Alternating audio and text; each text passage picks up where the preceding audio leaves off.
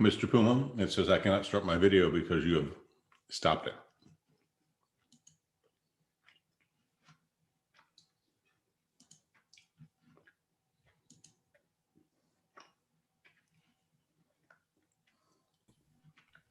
Should be good.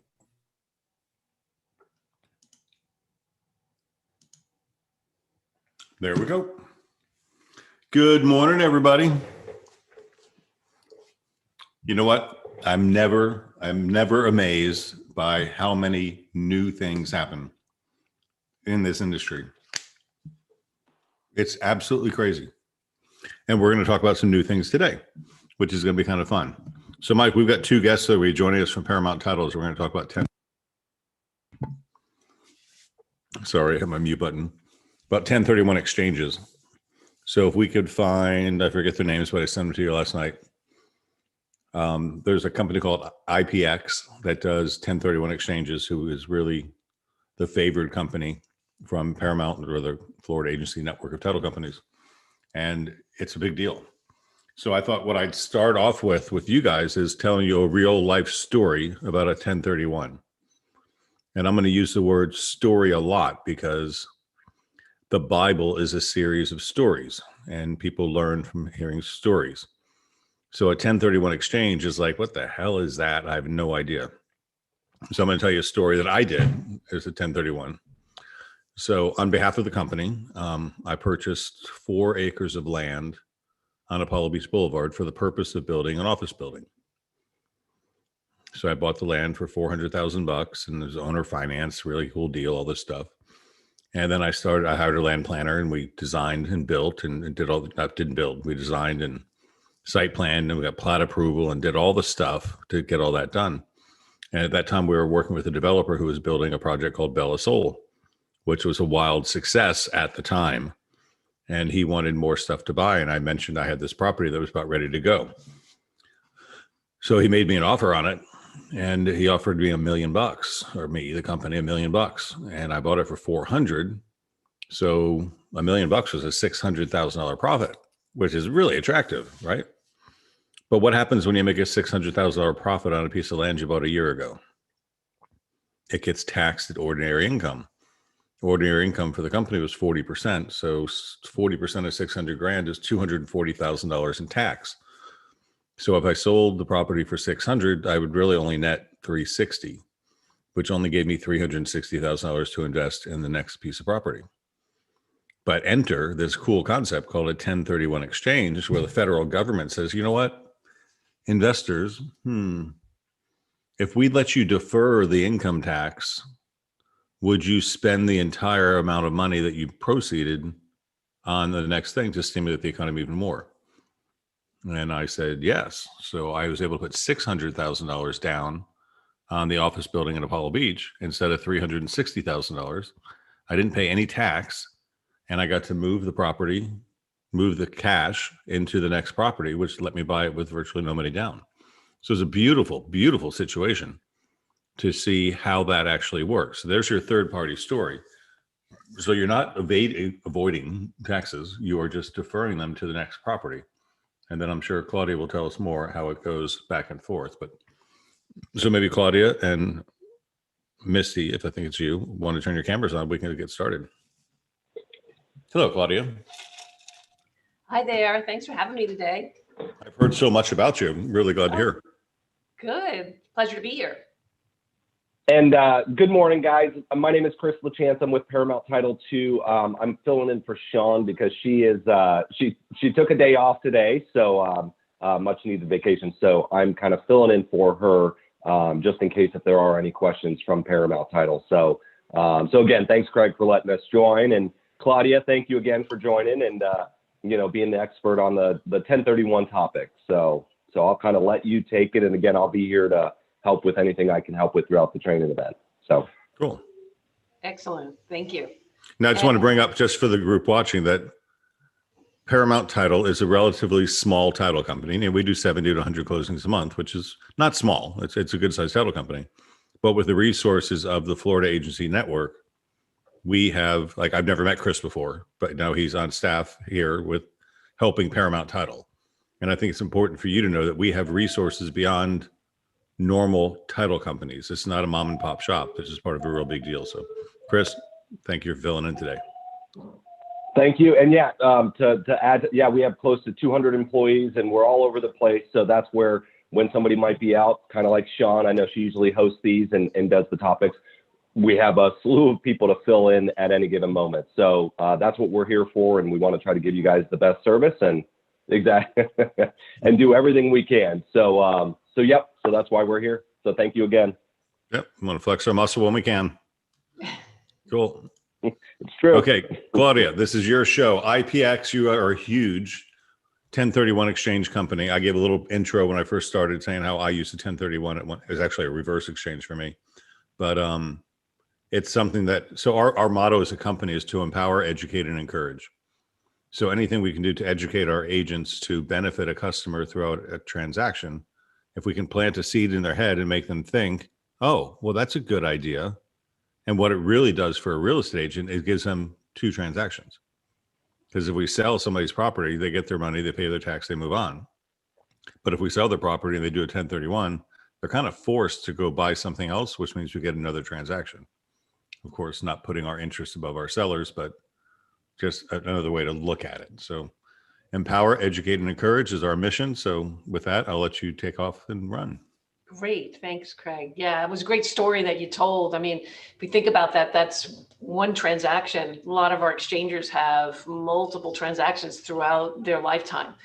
And it's so, and again, thank you for having me here today. And I think the one thing, the big takeaway from today's training is that don't ever assume that someone knows about an exchange, right? Always something to bring up. And then you all here through Paramount have us as a resource. So you don't have to be the 1031 expert, right? And again, great point in that this is 1031s, not only is it considered one of the best wealth building tools in the Internal Revenue Code, but also, like Craig was saying, everyone on this call, is that it creates more transactions.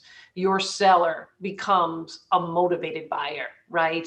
They got to buy for equal or greater value to what they sold for. So those transactions on the replacement property side are usually higher. Plus, the clock is ticking, right? So what I thought I would do is I put some slides together, Craig. I'm just going to share my screen if that's okay with you. But if anyone puts up a hand and they have questions along the way, just please feel free to interrupt me and kind of make it like just a casual kind of presentation where people feel comfortable to join. So let me just get over. I will monitor the chats for you. So we'll be good. Thank you. I'm not a very good multitasker. I mean, I've gotten good at Zoom, but I always, sometimes I kind of miss that. Let's see. So let me give you a little plug real quick. So there is no 1031 exchange unless you have an exchanger, period. So you need to have an exchanger on team in order to make this happen. So I have numerous times referred different exchangers, and they come and they go and they come and they go. And I called to Amy Gregory, the president of Paramount Title, and she's correct. Just use IPX. Just use IPX. So you guys will send me emails throughout the month saying, Craig, I've got a 1031. Who do you recommend? And I always just search 1031 in my email, and up comes IPX, and then I forward that email on. So this is the recommended company for 1031 exchanges from our title company. So can you see my screen? Very well. Excellent. Thank you. So we're known as IPX 1031 in the industry. We are considered the largest qualified intermediary in the US. We were created back in the 1980s to be a resource for all of you on this call and to have a safe, secure place to do an exchange. So again, my name is Claudia Kiernan. I am a licensed attorney in the state of Florida and in the state of New York. I'm also a certified exchange specialist. But I'm a senior vice president with IPX 1031. I manage 9 states. I sit in St. Augustine, Florida. I'm in my office today. So I have a team of exchange coordinators here. Well, some of them are still working from home. And this is where we generate our docs. I know in 2019, we did over 23,000 exchanges. I don't know if I have the final numbers for 2020. but it is much higher. We have, in our 32, 33 years of doing exchanges, have really never seen this number of transactions before, right? So really great time to have this call.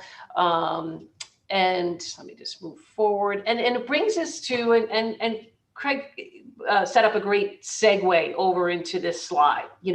Why bring up 1031 exchanges? Then the reason is that, one, many sellers or owners of real estate do not know about an exchange, and it is really an area of confusion. So even if you're dealing with someone that you think is a sophisticated investor, or they own a commercial property and you think that they know about a 1031, it's really important, if anyone's selling something other than, let's say, a primary residence, that you just ask that question. Have you ever thought about doing a 1031 exchange? And many times the reply back is going to be, oh, what the heck is that? Right? So that's where you don't have to be the 1031 expert, right? That's our role. So you could just get in touch with Sean or at Paramount. They're, like Craig was saying, they're going to connect us. We'll get on the phone with your customer and we'll go through the whole 1031 process. We'll educate them. And I will say, at the end of those calls, your customers, so many times I have them reply to me and say, you know what, Claudia, so glad my realtor connected us today.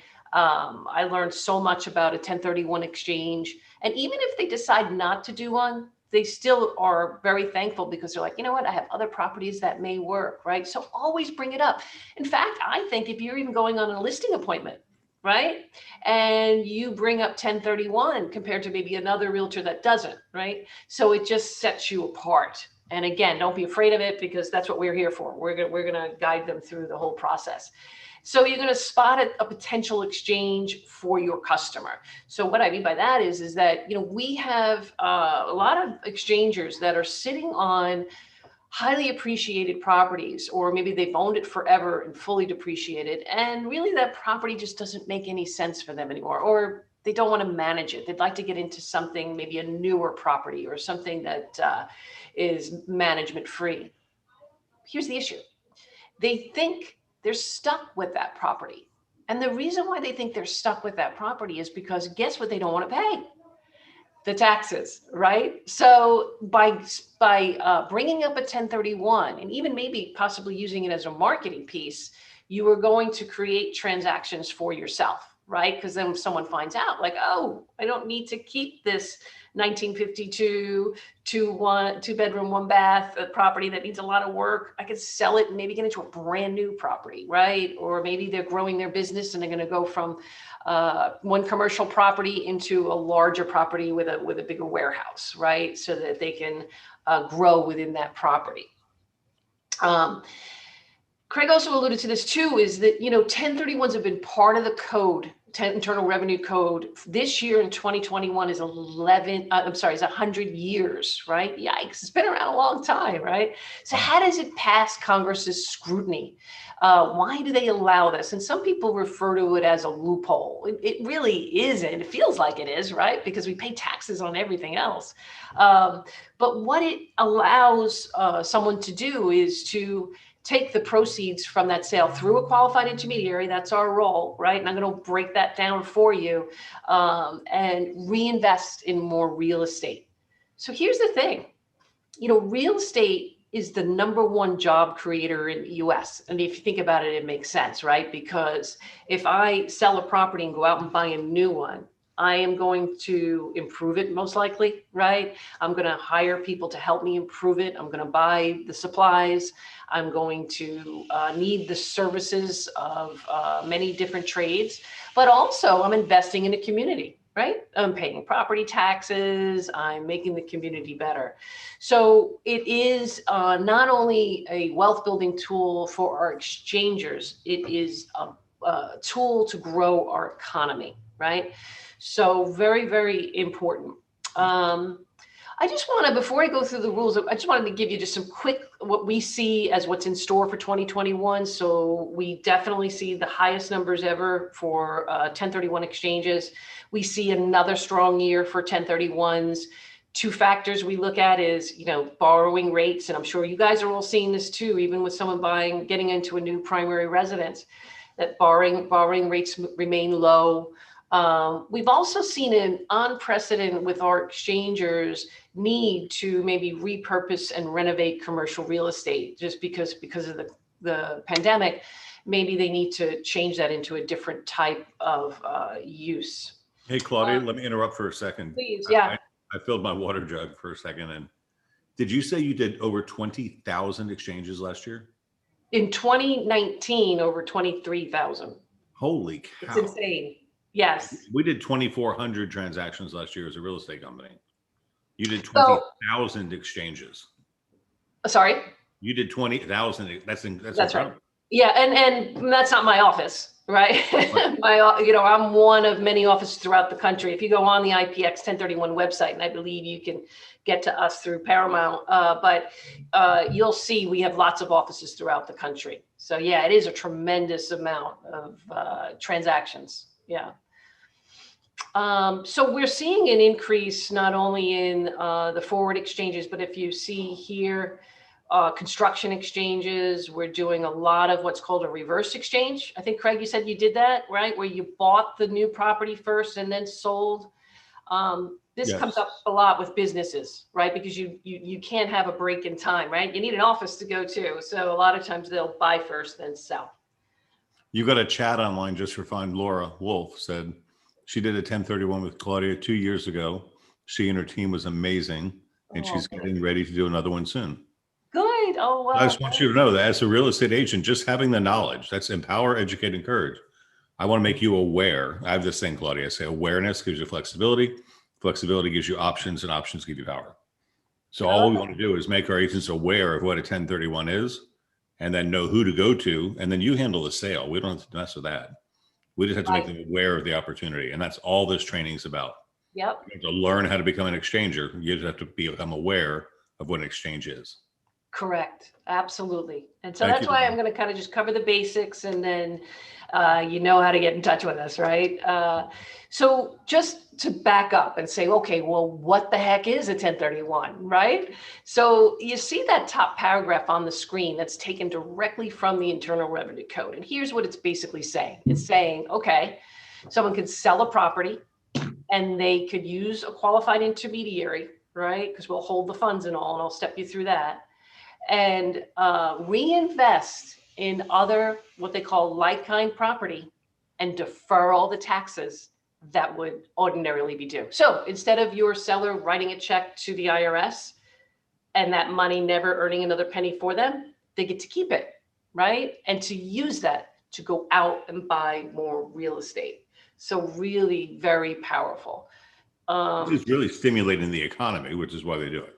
Yeah, absolutely. That's right. That's why they allow it, right? It's encouraging all of us to reinvest in the economy, right? And as I was saying, a job creator. Okay, so I just want to quickly, I know we're coming up to April 15th and taxes, and no one really likes to talk about this, but it's a good idea, although you never want to act as your customer's tax advisor. It's a good idea to be able to step in their shoes for a minute and think, oh, what are they thinking when I'm trying to get them to list this property? What are the obstacles that they think to sell the property? And a lot of times they're not going to tell you that, well, oh yeah, I'd love to list it. I know it's a great market. You can get a great price for it. But in the back of their mind, they're thinking, but I don't want to pay those taxes. So again, something you want to bring up. So what is it that people look at? What are the taxes that are ordinarily due if they sell a property that's not their primary and do not do an exchange, right? So here's the thing. We have long-term capital gains tax. So when we own real estate over a year, we get a break. We pay a lower rate of 15 or 20% versus ordinary income tax rates, right? Then here we have the 3.8% healthcare tax that funds the Affordable Care Act, right? And this is on investment income. And by the way, investment income is income that we get from a rental property, for example, right? So we have that income coming in and we get taxed at 3.8% tax. Just want to bring this up here. See this depreciation recapture tax? Why is it that you have investors that are looking to buy improved property? Well, part of it is they're looking for a tax benefit. They want to be able to depreciate that property. And real quick, all of that means is that every year they're going to depreciate it. Each year they do that, it offsets the income that's coming in from that property, right? So that's a huge benefit. Guess what happens though when someone sells a property? They got to recapture it. Yikes, right? And what happens is all that depreciation I've taken, it's lowering my basis. That's at a rate of 25%. Now, just want to talk about state taxes. And I know you're all saying to me or thinking, Claudia, why are we talking about state taxes? Isn't that why we're all living in Florida, right? We don't have any state taxes. But where are most of our exchangers coming from? Wow. States that do. Yeah, wow, right? 41 out of the 50 states have state taxes, okay? Where I'm originally from, right? New York, pretty high, right? Guess who wins the highest tax rate? California. Yeah, of course, right? And so this is why you see so many, I think you see, right, Craig, you're seeing a lot of people selling in California and buying in Florida these days, right? Well, that's the thing that gets me, and I want to change everybody's mindset here. I mean, I've got a lot of friends and family in California. I travel there a lot. And it's not uncommon to find a $30 million house on the ocean. Right. Right. Yeah. And you come here to Tampa Bay and you can't find a $30 million house on the ocean. You would find a $5 million house on the ocean that's nicer than the $30 million house on the ocean. So what happens when somebody from California gets work at home orders and they can trade in their $30 million house and buy a $5 million house here? They have $25 million left over in their pocket. I mean, they could buy 50 Bentleys if they wanted to. I mean, it's ridiculous. Yeah. And now that this global economy is expanding beyond where we've ever seen it happen, you're going to see Tampa Bay become really attractive to a lot of people because we're so affordable. Yes. And I just want to put that thought in the universe because it's true. It's coming. Absolutely. And to add to that, you know, they get out from under a state that has high tax rates.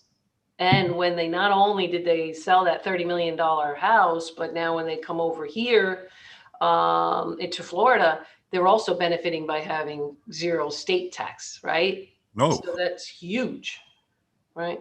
So by the way, the 1031 now, if someone's selling in one of these 41 out of 50 states that have taxes, they can defer the state tax.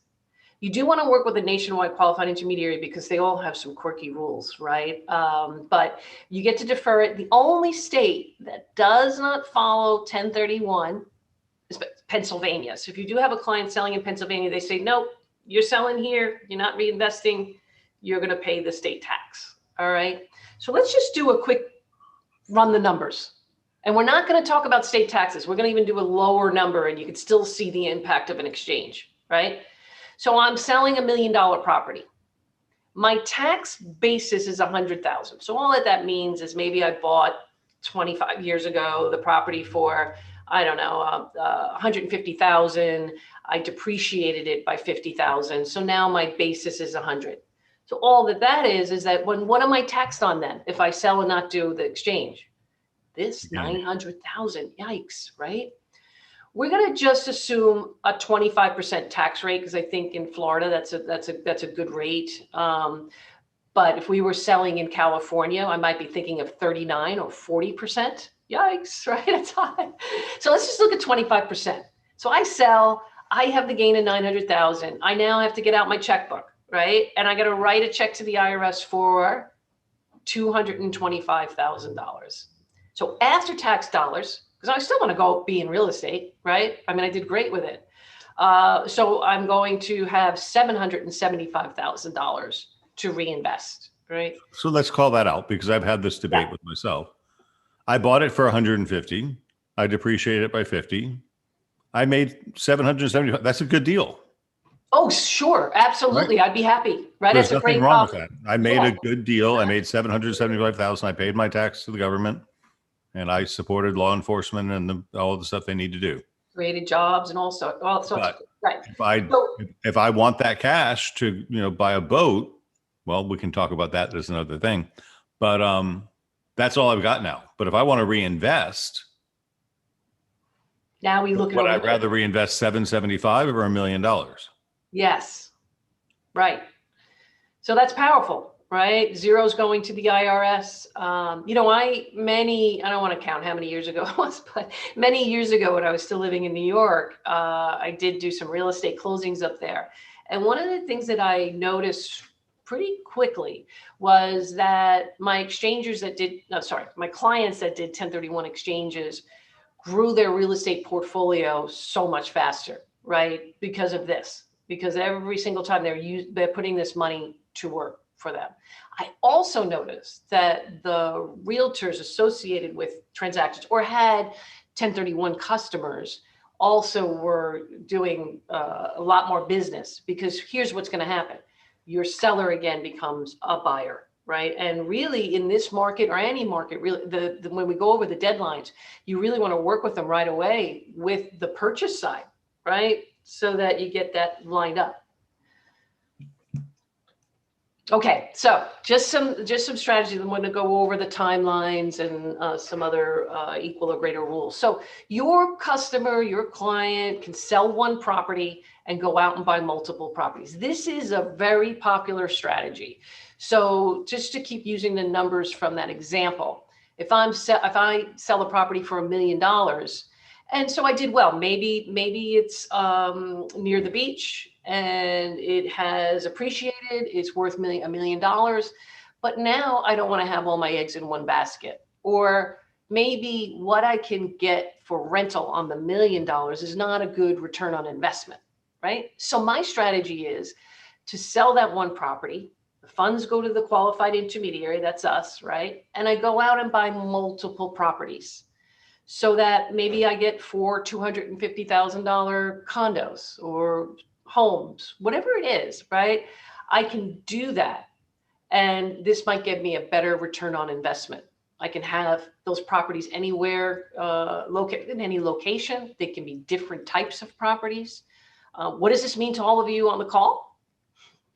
It just means that, hey, look at all these transactions that come out of that one. Right now we have 5 transactions. Now, also, when you're looking for properties for your customer that's doing a 1031 exchange, remember, you got a great message, don't you? You are talking to sellers and talking about a 1031, and guess what they're going to say to you about that? What the heck is that, right? So I do know some real estate agents that use 1031 as a way to gain more clients. And at the end, I'm going to show you like a snippet of our website, and Sean can help you with this too with us, is that we have great archive newsletters that you can look at and maybe use those for marketing. Okay, we can do the opposite. Sell multiple, go down to 1. Why would someone do this strategy? Well, typically what we see this in is in 2 scenarios. One, someone's older, they have accumulated multiple, maybe single family rental homes. They'd like to retire. They don't want to manage them anymore. So what they do is they sell those and they get into maybe a commercial property, right? That's more passive and easier to manage. There's not as much obligations, right? Or they can get into something really completely passive, like triple net properties, your CVS, your Walgreens. That's what my neighbor just did. I just ran him the other day. He had this 40-acre tract of land in Waimama for decades. Waimama is now a hot market, believe it or not. And Yes. He sold it. I don't remember the price he sold it for, but I know he went and bought a Dollar General. There you go. That's the triple net. Yeah, and think of, this is what's happening in Florida, guys, is that land, especially, you have developers knocking on their door constantly, we'll give you this, we'll give you that, and they're getting great sales price for them. And then what's happening in Craig's example there, they may have gone from a no income producing property to now a Dollar General. It's a win-win, right? Because, we used to call that like mailbox income, right? Well, he's getting $8,000 a month, and he now owns 4 of those. Nice. So 8 times 4 is whatever that is, $32,000 a month. His mailbox money just floating into his mailbox. No management.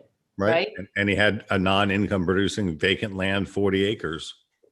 Where did you now say that was located again, Craig? Waimama, Florida. Wamama? Waimama. Why mama? Okay, William, Maud, and Mary was actually the name that the town came up with. But yeah, cool. Wow, that's a great Yep. story. Yeah, we have a lot of landowners selling right now to developers and such. Okay, so now again, you know this one, move markets. So the example of, moving markets from California to Florida, that's a big one. But I want to also bring your attention to something else that's going on in the market, which is local movements, right? You guys all know in your area that there are areas that maybe are going to get more, or your customer thinks might get more appreciation. So they maybe moving a property, maybe just 10 miles, right, from one location to another. I mean, I have a lot of exchangers now selling older properties, right? Great for to sell on this market. There's nothing wrong with that. But now they're going and replacing with brand new homes, right? Why is this so important to an investor? Well, for a while there, I don't have to worry about repairs, you right? got windows, you got new windows, you got new roofs, you got better materials, you got more efficiencies, you got everything. And who doesn't want to rent a new house? Right. I mean, like you can really get a higher rent. I mean, you see these communities now. I don't know. I have one right around the corner from my office here in St. Augustine, where it's just all single family houses that they built and they're rentals, right? Because everyone now, because of the pandemic, kind of are attracted to that idea. So, yeah. So think of that. You guys know your areas. You have people that have properties or home owners of property that think they're stuck and they're not motivated to get out of it. But the property really doesn't make sense for them anymore. You may even see that it needs repairs and it's being neglected, right? So just keep that in mind. There's a lot of. Well, I would suggest also, Claudia, that we could plant these seeds in our customers' heads as we're talking to them. Yes, Have absolutely. you considered that this property doesn't meet your needs anymore? We could do this. It's an asset. It's not your home is your home. Mhm. Your investment property is an investment property, and you think about them differently. Perfect. Yeah. There's No. not an emotional attachment to the investment property. Right. Right. One of the biggest areas of confusion in 1031, and I get it because the way the code section reads, right? So the 1031 is referencing how you find the Internal Revenue Code section 1031. It's the number 1031. But what it says in that code is that the property you sell, right? When we're all referred to as taxpayers, by the way, the property the taxpayer sells has to be like kind to the property that the taxpayer buys. So what do you guys think? Do you think I could sell a medical building that I had my practice in because I'm a doctor and go out and exchange that for a single family rental property? Do you think that works? It does. I had a transaction out by your area, Craig, where I had a commercial broker call me up and says, Claudia, I need your help. I said, well, what's going on? And so he had a buyer. He had a young doctor looking for a property that he could run his practice out of. He knew of another building where someone was retiring. They were closing their practice. And so when he approached that owner, that retiring doctor with this buyer, the doctor knew about 1031s. So, because he said, no, I've owned this property for 40 years. By the way, commercial property is depreciated over 39 years. All that means is, yikes, he owes a lot of tax, right? The basis is like down to nothing. So he says, no, I'm not paying taxes on this. I'm going to leave it to my kids and they'll inherit it and the taxes will go away. So the commercial broker said to him, well, wait a minute, why don't, instead of being a landlord, why don't you exchange into something else that makes more sense? And I have this great buyer who's offering you a lot of money. And the doctor replied to him, well, if I have to exchange my commercial property for commercial property, he even thought it was like medical to medical, it had to be the same use, then I'll rather own mine and be a landlord. So I got on the phone with him. Guess what he ended up doing? Great strategy, great exit strategy for a lot of your customers. Sold the commercial property, I think he sold it for like 1.7 million, right? Went out and bought a beautiful home for about that price.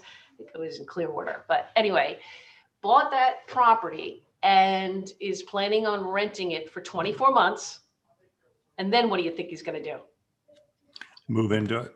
Yes, move into it.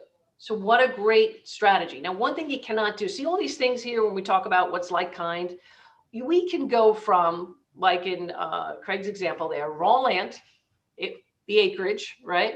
And acquire an improved property. It's a big reason why people are doing 1031s now, and get into an improved property that is generating income. They're retired, they need some cash flow coming in, right? So any of these things here are all like kind. What they mean by like kind is that the taxpayer, that's us, any of us, holds the property for either investment, right, purposes, so rental property. It could be short-term rental, could be Airbnb, right? Or use in trade or business. So right up here, you see that. It's not that type of real estate, but so many people are walking around thinking that though. Sell single family home, I gotta buy a single family home. No, right? So I've even heard you can like exchange your office building for a yacht if you did it the right way. yeah, not anymore. 1031's about the Tax Cuts and Job Act that was put into play in 2018. Okay. They got rid of as a pay for, the real estate was also on the chopping block, but we did educate Congress on the benefits of 1031. But real personal property, like we used to have clients that did exchanges with barges, had to be held for investment or business use, boats, artwork, construction equipment. Our hotel owners would exchange franchise for franchise, but that is gone now, unfortunately. So now it's just real property that we can do. So that's the only thing that doesn't work. It's got to be dirt, right?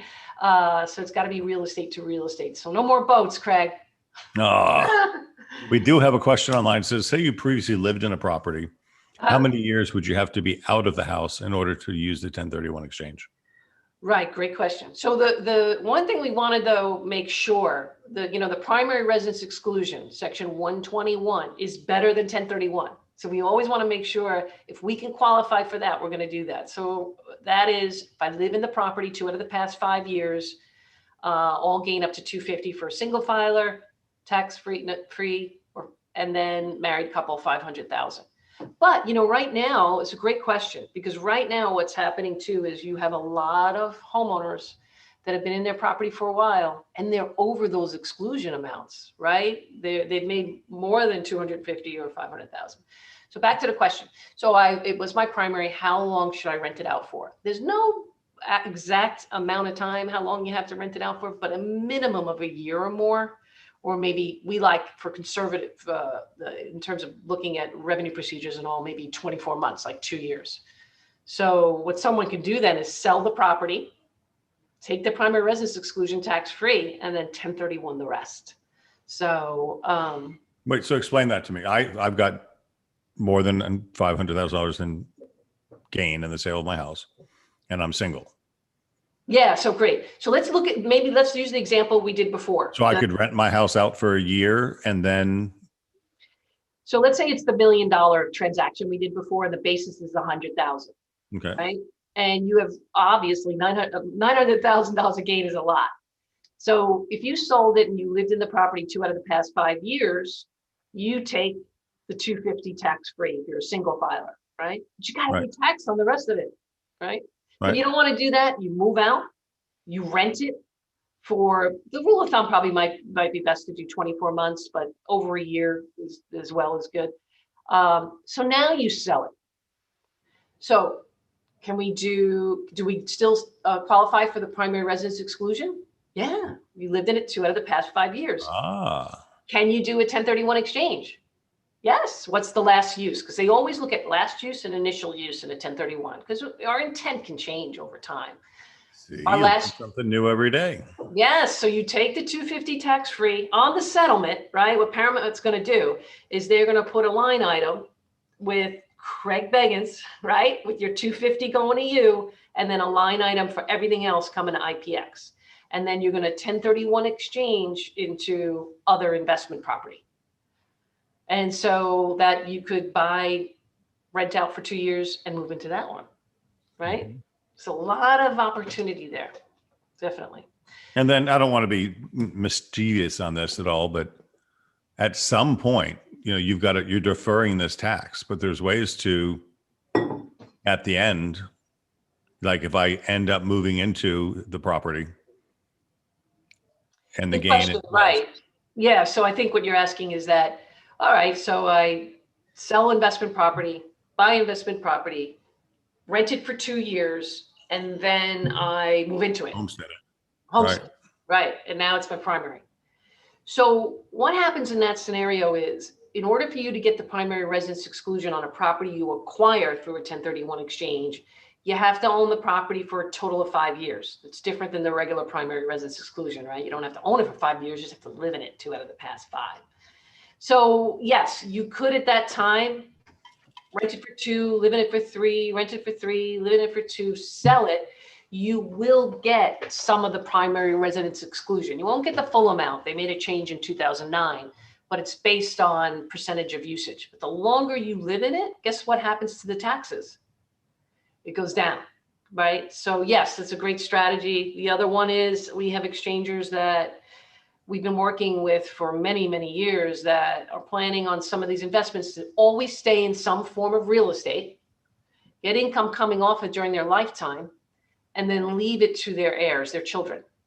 Why do they want to leave it to their children? Because guess what happens when you leave your assets to anyone? When you inherit property, the taxes go away, right? Because we get a step up in the basis, right? In our example, $1 million, $100,000 basis. Let's say that's my dad's property.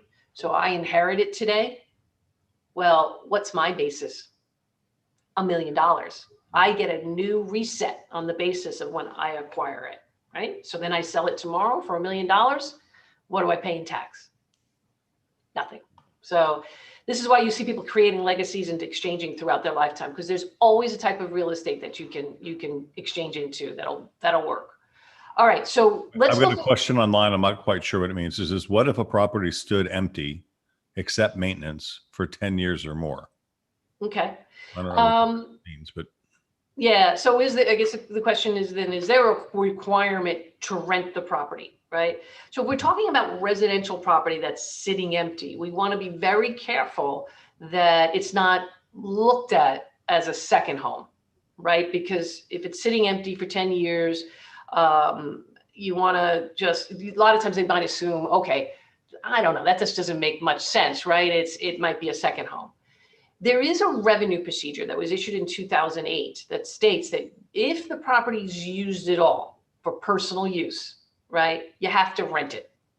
Now, if the taxpayer says, no, I didn't rent it, it was just sitting empty, and I only went there to do maintenance and I never went there to enjoy the property or use it for personal use, then that would be fine. But if it does get questioned, you would have to ask that. Now, commercial properties obviously are different. They don't make that assumption that it could be used for personal use, right?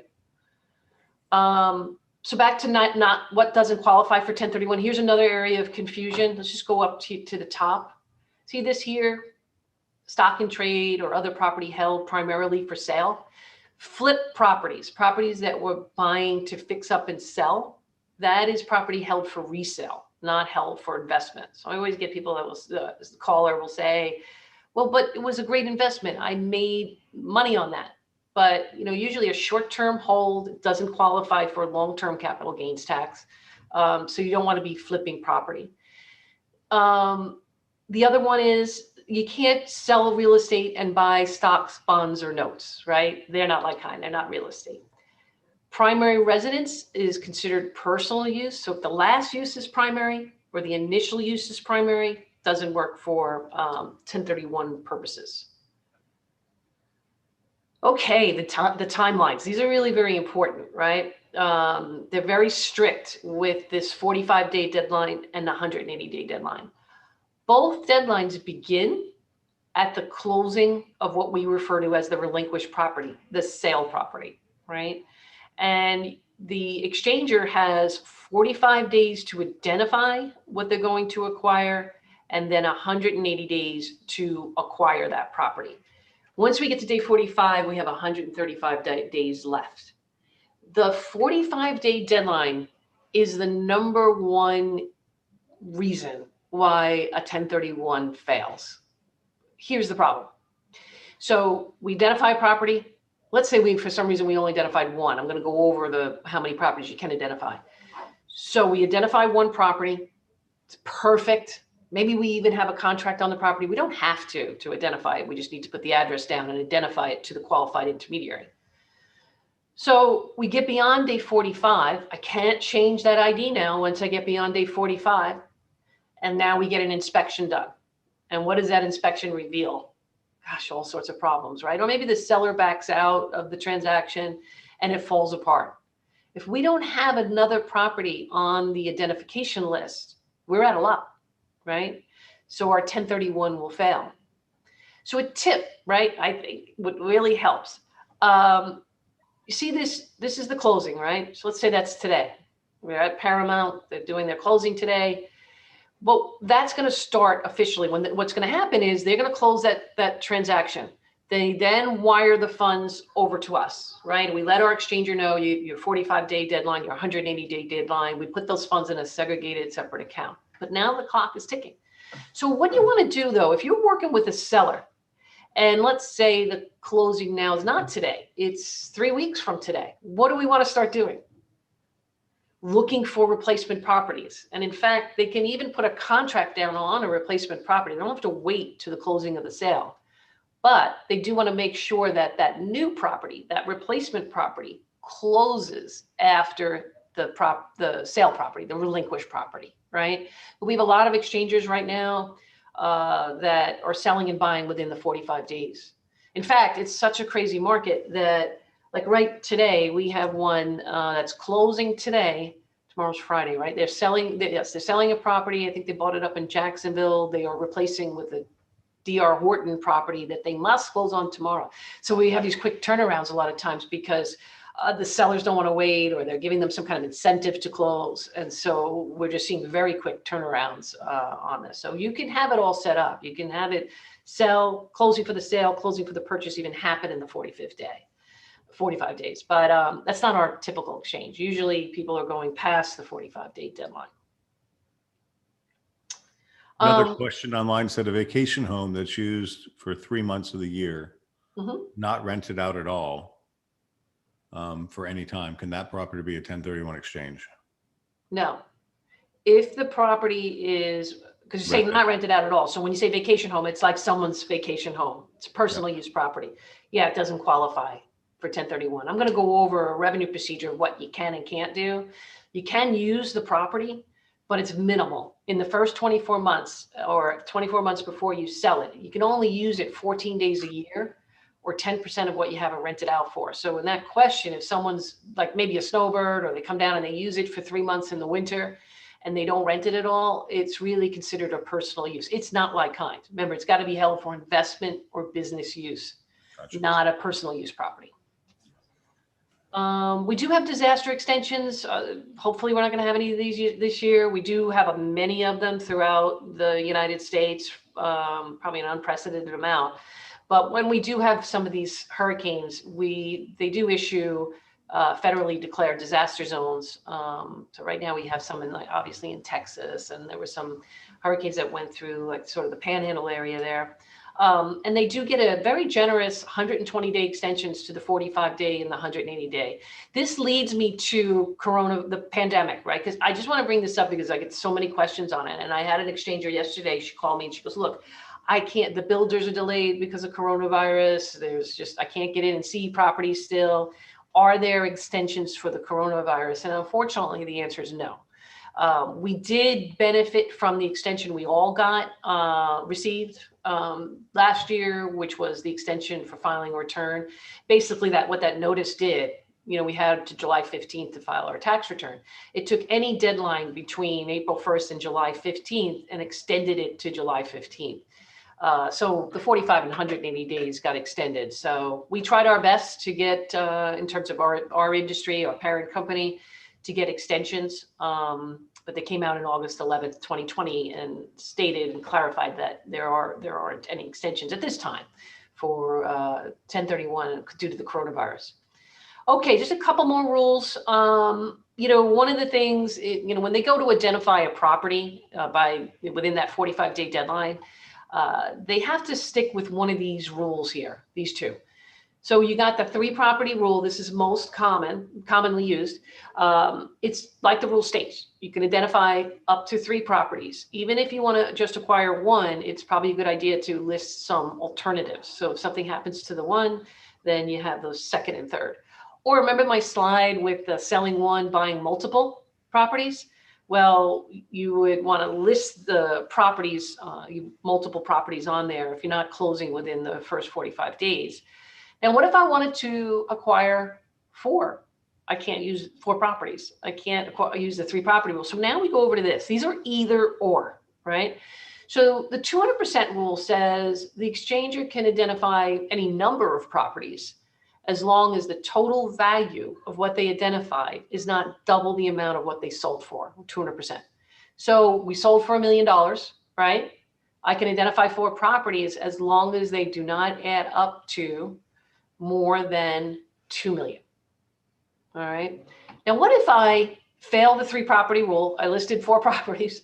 The 4 properties are more than 2 million. Is there any hope, right? Or does my exchange fail? Well, we can go over to this 95% exception, but on that one, it's kind of tough. I refer to it as the all or nothing rule, meaning you got to acquire all of them, all 4. So if that was my goal and that's what I was going to do, that's fine. That's the 95% exception. It's really technically saying, okay, as long as you acquire 95% of what you identified, you're good. Well, in real estate, how would you do that, right? 95% of what you identified is really 100%. All right, one other area of confusion for 1031. Although it's a simple formula for your customers doing a 1031, to be fully deferred, everything is based off the sales price, of not the gain in the relinquished property, right? So in order for someone to be 100% tax deferred, and by the way, they don't have to be fully deferred. We have exchangers that have, like in that $1 million sale, the basis is 100,000. They have to pay tax on 900. Yikes. Well, they may decide, well, I don't want to buy for equal or greater value, but I do want to buy for 500,000. That's okay.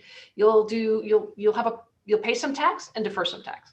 So here's the rules, right? For if we don't want to pay any taxes. Buy for equal or greater value to what I sold for, minus the closing costs, right? Real estate commissions, title fees. 2, reinvest all of the net proceeds, right? So those funds at the closing, Paramount's going to close that. The fund, they're going to pay out the closing costs, pay you your commissions, then they're going to wire those funds over to us. So you want to spend all of those, right? Or your customer does. Now, a lot of real estate has mortgages on it or debt, right? Now, those are also going to get paid off at the closing of the sale. That does not change our rule of buying for equal or greater value. So again, buy for equal or greater value, put the net proceeds into the exchange, and replace the debt. So we'll change our example a little bit. Sold for $1 million. Let's imagine I had a $500,000 mortgage on that property. So again, it closes. The $500,000 loan is going to be paid off. The rest of it's going to be wired over to IPX 1031 as the qualified intermediary, right? But your customer's got to go out and buy a $1 million property. How are they going to do that with $500,000? Well, they could either replace the debt with new debt. They can replace, like from a bank. They could get seller financing, or they could go to closing with the cash. But as long as they get to equal or greater value, they're fully deferred. All right. No exchange is perfect. Yeah. Sometimes I was talking to someone yesterday and they're selling and there's like there'll be $9,000 left over in our account. Okay. So, we return the $9,000 after the exchange, and paying tax on $9,000 is much better than paying tax on $150,000. Right. So it's not an all or nothing proposition. So we kind of already did this with some questions. So vacation homes and second homes, the question that we got earlier about, well, if I'm just vacationing in my property, can I do a 1031? Second home, which is also referred to as second homes, right? Pure personal use property, either primary or my vacation home that I don't rent, do not qualify for 1031. However, in 2008, we got a really nice, I think it's taxpayer-friendly revenue procedure, where if someone wanted to get their property ready to do a 1031, what they could do is that in following this revenue procedure in the previous 24 months, they would just rent the property for 14 days, second bullet here, right? In each 12-month period. So that's not too hard. Now don't rent it, we don't want to rent it to your immediate family, but nieces, nephews, friends, fine, right? 14 days a year. 3 is a little limited. You can only use the property 14 days a year or 10% of what you have it rented out for. Remember the story about the doctor selling the medical building, buying the single family home? So he doesn't really want to rent it full time. So he's going to follow this revenue procedure. He's going to rent it 14 days in the following 24 months after acquiring it through an exchange and minimally use it. Year 3, what's the requirement? He can do whatever he wants with that property, right? So there is a strategy to get a property ready for 1031. We kind of covered this already as well. You can actually, even though I'm telling you that primary residence, I'm kind of contradicting myself by saying, well, the primary residence doesn't qualify for a 1031, but you can get there to the primary. A lot of our exchangers, especially ones that are up north now or out in California that have investment properties that they're selling and they don't really want to be a landlord anymore, what they're doing is they're selling those properties, buying a beautiful house here in Florida, and either renting it out for 2 years full time or following that revenue procedure we just went over, and then converting it over to their primary residence. It's great, right? They can get into their dream home through a 1031. All right, qualified intermediary. At the end of the day, what are we doing? What is our role? So we actually create the exchange of properties. You got to have a nexus between the sale and the purchase. Unfortunately, it's we get those calls where someone's already closed on a property. Again, if you're working with Paramount, they're gonna do it. They're gonna get in contact with us. They're gonna send us the contract, the title, and we're gonna get that exchange set up. It's too late if they closed on Monday of this week, right? And the property's been conveyed. We got to get that set up beforehand. There's got to be an exchange agreement which sets the nexus between the sale and the purchase. So we are actually, for us to get our teeth into the transaction, we have to assign into the sale property and the purchase property. Okay. So we're kind of stepping in the shoes of our exchanger. We're acting as the seller, we're acting as the buyer. Now, everything else in the closing, though, is happening like any other closing. The deed is getting directly transferred from your seller to the buyer, right? But we're part of that transaction. We have to also here hold the proceeds. You see, if the seller or exchanger receives the funds, either actually they take it, it gets wired to their account, or they get it constructively. It goes to their CPA or their attorney or their agent, then they have received the funds and they cannot do a 1031. So we set up segregated separate accounts for the benefit of our exchanger. And then we prepare all the legal documents. So we really make it easy. I don't want you to come away from this training today and say, oh my God, I hope I don't ever have a 1031, right? Because it's so much to keep up on. That's our role. We're going to be doing all of that, right? So we kind of just guide them through the whole process. One other quick thing. I know I'm kind of saying that over and over again. Sorry, guys. But, we have the ability and we do different types of exchanges. The one that we're doing 80% of the time is the forward. Your customer sells, money comes to the QI, then they buy. Well, in certain circumstances, we can do a reverse exchange, right? I think Craig said he did one of those. And so what that means is that, we have situations where, let's say it's a business owner, right? And they have a warehouse and they need a bigger warehouse. So they want to sell the warehouse and buy a new one. Well, they can't do that, right? Because they have to have the new one up and ready. So what we do is we park the new property in an LLC and we acquire that property for our exchanger until they sell their relinquished property. The takeaway here is if you have someone in a situation where their relinquished property hasn't closed, the sale property, and they need to buy a replacement property, have them talk to us. It is a little more complicated, but it is a great way to be able to make the exchange work. The other one here is if, let's say we're selling for $1 million, you find your customer the perfect replacement property for $800,000. Well, you sell for $1 million, buy for $8 million. We got a delta there that would be taxed. What if they want to do improvements on that property? Well, there is a special type of exchange because any improvements they do after they own it are not like kind, where we go on title to that property and the construction is being done on that property while we're on title. So they get the benefits of that. So again, if you have that scenario, Really important is who you're using as a qualified intermediary. I don't know if you guys know, beginning of last year in Clearwater, there was an attorney that was an unfortunate situation there, but funds got misappropriated for settlement and for 1031. So you really want to look at who is the qualified intermediary, right? I've been with IPX for 12 and a half years. I was with another qualified intermediary before. You really just want to make sure that they have very high levels of bonding and insurance. Having a corporate parent company like we do, Fortune 300 company, makes everything transparent.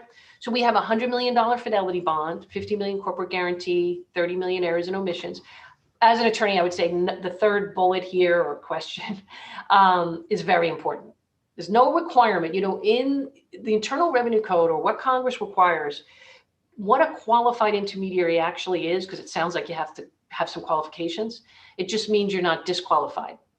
What does it mean to be disqualified? That you were acting as the taxpayer's agent in the last 24 months. That's it. You don't have to have bonding or insurance. You don't have to have segregated separate accounts. Here on the fourth one there, if you have a customer, the funds come over, or if you're doing an exchange yourself and the funds come over to us, it's a little bit laborious in that we set up a segregated separate account for them. Now, when they want earnest money deposits to go out and we're holding the funds, that's fine. But we do need every disbursement out of that account needs our exchanger's authorization, right? So they're going to have an authorization to disperse. So they're kind of controlling that. And then where do the funds go? Our parent company vets the banks that we use, and they're banks you're familiar with, like Citibank, Capital One, and they're just direct deposit accounts. What I want to, because I know I'm going over, our website, and I'm so sorry, this is an older shot of our website, but it's pretty much the same. It's ipx1031.com. There's this is blurry here, but you can see all the things that are on here. Right around here, there's a resource button. You pull that, you hit on that, and you will see a drop down that has all of our newsletters archived. They're really, I think, well written and very helpful for your customers. That maybe you could send that out. There's also webinars recorded and live, and then we have little tutorials. There's also a capital gains estimator. We always tell our exchangers, you really should talk to your tax advisor. I'm sure you guys do the same thing on certain issues. But if they want to play around with the capital gains estimator, they can. So take a look at that. It's got a lot of great resources on there. And I do think there may be a link from Paramount's to ours. So here's our contact information. I do have someone else in Florida who's absolutely wonderful. Her name is Sangeeta Banerjee. She is fluent in Spanish if you have a need, but we work together as a team. She's located in more of a South Florida area, but we work together. And then in my office here, like if you look at my 800 number, that's to the office, that's to our team of exchange coordinators.